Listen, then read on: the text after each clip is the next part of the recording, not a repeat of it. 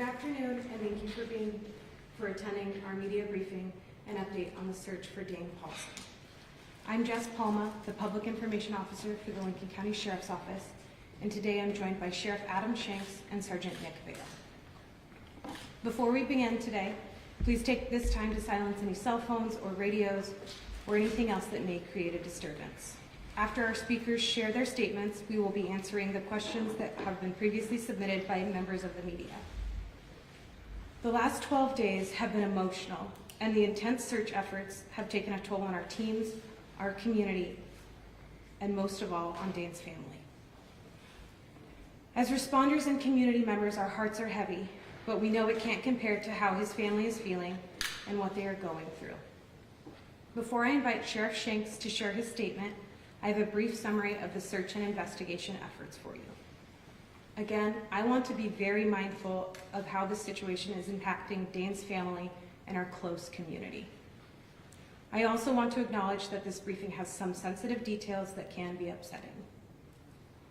On Saturday, March 1st, 2025, at approximately 4:25 p.m., the Lincoln County Sheriff's Office was notified of a missing 2-year-old male, Dane Paulsen. At that time of his disappearance, Dane was reported to be playing in the yard of his residence located near milepost 21 on Siletz River Highway in Siletz, Oregon.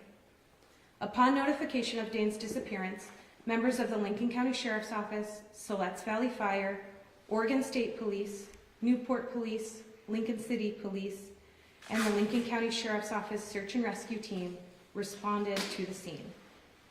Investigators interviewed Dane's parents, and emergency personnel immediately began searching the residential property and surrounding area. This search included the family home, yard, and structures, neighboring properties, nearby roads, rough terrain including rough forested areas with thick, dense brush, and portions of the Siletz River and riverbanks. In addition to ground searches, aerial drones with thermal imaging also allowed responders to widen the search. A gold car was seen in the area before Dane went missing and was initially listed as a vehicle of interest. Between law enforcement and community member tips, the vehicle and driver were located on March 2nd. After officials thoroughly interviewed and investigated both the driver and the car, they were found to be unrelated to Dane's disappearance. In addition to official agencies and their volunteer groups, emergency volunteers, also known as community volunteers, showed up en masse to help search. The Elks Tokati Ilahi campground host volunteered to organize community members to help lead additional efforts from Sunday, March 2nd through Tuesday, March 4th. After this time, community volunteers continued to organize and search on their own in addition to ongoing searches by officials. The Lincoln County Sheriff's Office and partnering agencies had watercraft searching the river beginning the morning of Sunday, March 2nd through March 11th when Dane was recovered. Divers began searching the river on Monday, March 3rd and remained active through Tuesday, March 4th. Search leaders were coordinating additional resource requests to ensure divers could resume underwater searches in the coming days. After 3 full days of search and investigation, all evidence was pointing to the Siletz River. This evidence included the surrounding land being as thoroughly searched as possible, leads from scent tracking dogs which tracked Dane's scent down to the river, and shoe prints comparable to Dane's size found down at the river's edge. On March 4th, this evidence led responders to primarily focus search efforts on the Siletz River. Investigators continued to pursue leads by interviewing, investigating, and following up on community tips. Throughout this investigation and search, our teams utilized additional personnel with specialized training and equipment. During the search and investigation, diver Juan Herita with Angels Recovery Dive Team connected with Dane's family. Using information provided by our team and with the help of a local river guide, Juan began his search. On March 11th, at approximately 11:13 a.m., Juan located a small child in the river downstream of where officials had paused their search. Multiple Sheriff's Office responders, including the Marine team that was actively searching the river, responded to the scene immediately. After confirming the child was Dane Paulsen and ensuring his family was notified, our office then notified the community and media. The Lincoln County Medical Examiner's Office was notified and responded to the scene. They transported Dane to the State Medical Examiner's Office, where an autopsy was completed on March 12th. Results from this autopsy confirmed Dane's cause of death was drowning. There was no evidence that indicated additional trauma to his body. At this time, no criminal charges have been filed regarding the death of Dane Paulsen. The investigation is ongoing. As is standard with all death investigations, the Sheriff's Office is working in coordination with the Lincoln County District Attorney's Office to review this case in its entirety. Now that I've shared a high-level overview of the investigation and search operations, I invite Sheriff Shanks to share his statement.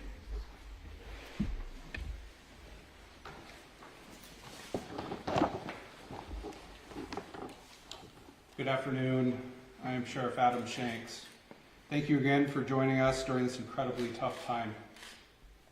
Dane's disappearance has been absolutely heartbreaking.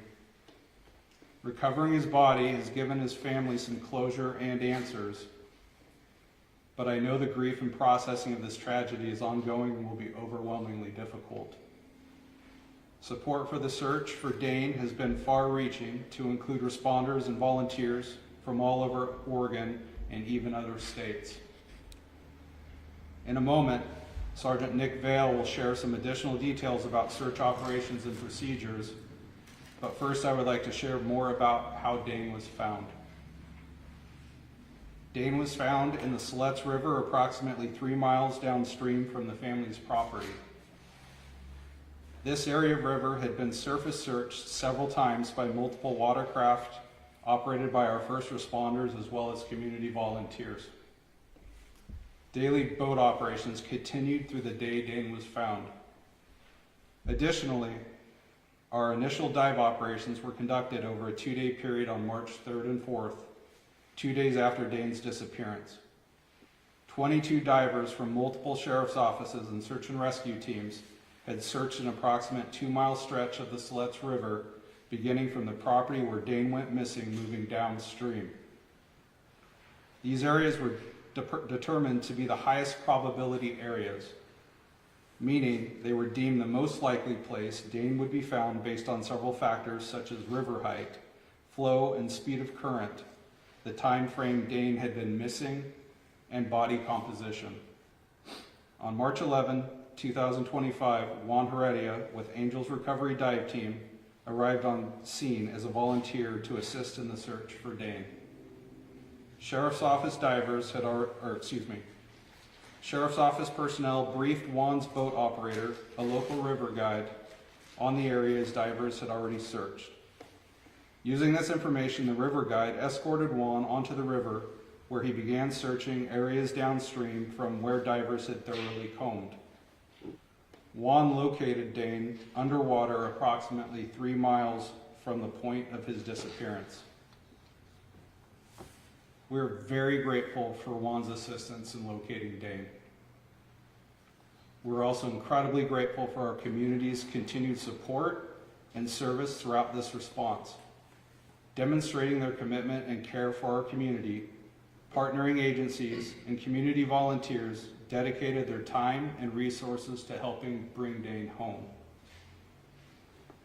I will now invite Sergeant Nick Vale to provide some further details on investigations and search operations.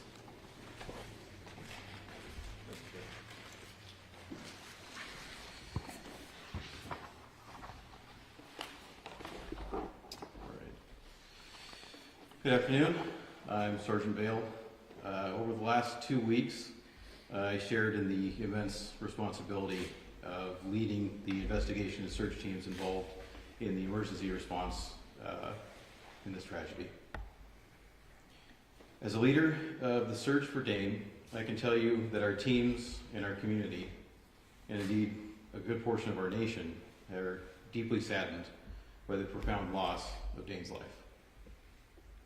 Missing persons cases can be complex, involving large areas, entire states, different jurisdictions, and tangled webs of circumstances surrounding the disappearance.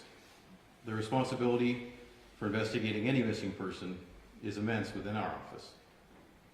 But when the missing person is a 2-year-old boy like Dane, and when the terrain involves rugged coastal valleys like ours, the stakes are higher and the circumstances are more complicated. To meet the needs of a moment such as this, our office quickly transitioned to provide for 24-hour search and investigation operations. Utilizing our administrative team, our patrol and investigative divisions, our marine and community services divisions, our emergency management team, our sheriff's mounted posse, and not least of all, the Lincoln County Search and Rescue Team. We also mobilized our partner resources, including the FBI, police departments of the City of Newport and Lincoln City, multiple divisions of the Oregon State Police, Siletz Valley Fire, Mary's Peak Search and Rescue, the Corvallis Mountain Rescue Unit, Region 3 Canine, and the Sheriff's Offices of Benton County, Clackamas County, Coos County, Crook County, Lane County, Multnomah County, and Tillamook counties. Hundreds of emergent volunteers also participated from within and outside of our Lincoln County community, including local river guides with expert knowledge of the Siletz River. We're humbled by the servant spirit displayed by each of these partners. They traveled from their communities to help find a missing piece of ours as they searched, logging nearly 700 miles on foot and covering extensive lengths along the Siletz River. Detectives combed through hundreds of community tips, from in-person contacts and social media contacts, messages, and posts. Law enforcement conducted hundreds of interviews, including those of Dane's family and members of this community. Investigators continue to finalize documentation in the preparation of this case for review by the Lincoln County District Attorney's Office, which is a standard practice in all death investigations. Resolved as we were to find Dane, our investigation and the evidence available all pointed to the Siletz River. River searches such as this are dynamic, rapidly evolving, and dangerous for all parties involved. Complications such as water temperature, the speed of a current, fixed or moving debris influence search operations on a continuous basis. Further variables, such as the size of the body, the length of submersion, and clothing worn, all impact the timeline that a person may resurface. In this case, we utilized multiple water resources, including surface water searchers, water scent canines, aerial and underwater drones, underwater sonar, and divers to plan daily search operations on the Siletz River in hopes of bringing Dane home to his family. On the day of March 11th, Dane was located in about 8 feet of water in the Siletz River by Juan Heredia of the Angels Recovery Dive Team. He was about 1 mile from our most recent dive operation. Juan is the embodiment of the same spirit of service that has humbled us over our 10-day operation. His compassion for others, his willingness to give of himself to our community, is what helps bring closure to Dane's family. On behalf of the Lincoln County Sheriff's Office, the investigations and search teams, and our community, I offer our sincerest gratitude. Thank you all for helping to bring Dane home.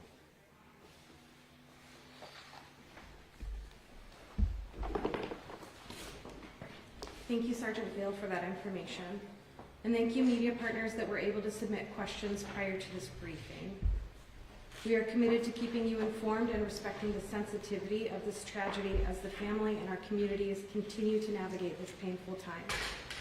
We have a few minutes to address questions that were submitted, and after we conclude this briefing, we will plan to follow up on remaining questions and share supplemental information as available.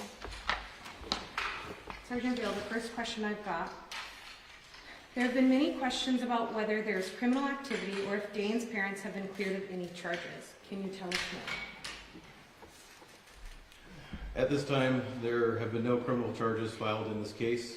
We're working in coordination with the District Attorney's Office to review the case, which again is a standard practice in all death investigations. Sorry, could we get the answer again? Just tell us. No, it's not your fault at all. I just want to make sure that they get it too. As I said, there are no charges have been filed in this case at this point. We're reviewing the case with the District Attorney's Office, and that is a standard practice within any death investigation. How were search areas prioritized, and what determined how far divers searched the river? Information surrounding Dane's disappearance, the evidence found through the search and investigation efforts, and then also we utilized the recommendation of a book called Lost Person Behavior by Robert Kester. It's a manual that helps guide search and rescue operations depending on the categories and situations that a person finds themselves in. Search operations remain dynamic, and the areas that we focus on adapt based on what you find as you go. In addition to seeing information on community pages about Dane being located, we've heard there was a 911 call before the Sheriff's Office released this information. Why wasn't this information immediately available? As with any unattended death, there are certain things we need to do before we make media releases or publicly available information. Most importantly is to confirm who is deceased, and then also to attempt to notify next of kin to confirm that they don't find out through the media, rather than through a more controlled environment to allow them some privacy and peace. Is there an after-action review and report on this search, especially considering its size and complexity? Yes. Every search and rescue operation includes some level of after-action review. The more complex, often the more complex the review becomes. The attempt in doing so is to update ourselves on our application of best practices, possibly update best practices, and to see what we can learn from what we've experienced to make the next situation better. Is there anything the community can do to help the family? Information shared from our teams, from the family, is that they would like to have some privacy. They ask that we respect their space, and that they have been offered resources through the Federal Bureau of Investigation, and local resources as well. Are there any planned memorial services or gatherings for community members to attend? At this time, we don't have any specific details on planned services or gatherings. Our communities have been consistent, reliable in supporting the family in that way since the beginning of this. There are some community groups who are accepting donations and preparing for memorial events, so we're just not aware of where they are at this time. I've got this one. If there are additional updates and developments, how will we be notified? We will continue to share significant developments through our Flash Alert and Facebook pages. We will also be following up on additional questions received from our media partners following this press briefing, and sharing supplemental information as it becomes available. This concludes our media briefing for today. Thank you for your assistance and support throughout the search and investigation. Thank you to our community members and everyone that continues to show empathy as the family and our community process this tragedy. For more information and updates, please continue to follow our Flash Alert page at flashalert.net/ID/LCSO. Thank you. Sorry, my question wasn't answered when I sent it.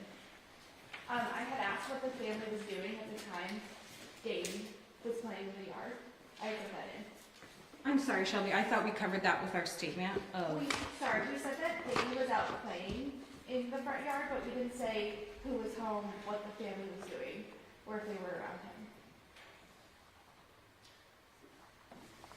I think that information isn't something we're ready to release at this time. We can address it based on the submission you made at a later date when we're able to. Okay, there have been reports online that the family member was home, the mother, and she was actually inside. Are you able to confirm or deny that? So thank you again, Shelby, for your questions and the rest of our media partners. This is an ongoing investigation. We're still combing through information as well as having our partners at the Lincoln County District Attorney's Office review all of the information, which is standard practice. We don't have additional information to offer at this time. Thank you.